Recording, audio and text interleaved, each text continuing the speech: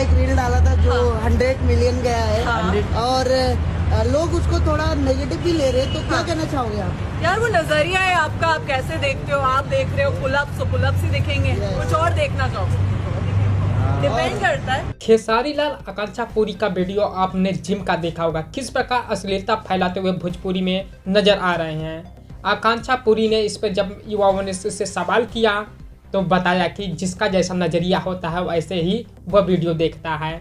तो आखिरकार समाज का नज़रिया कैसा होता आप ही बता दें। आप जो दिखाएंगे वही ना युवा देखेगा।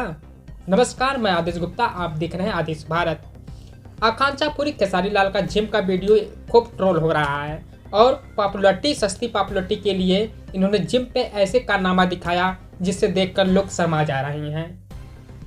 इससे आपके युवाओं और हमारे समाज पर क्या फर्क पड़ेगा आप जानते हैं?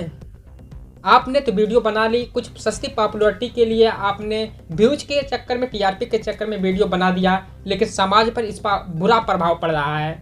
हाल ही में एक युवा रील्स बना रहा है, वो भी ऐसे आपके स्टेप पे वह जिम कर रहा है।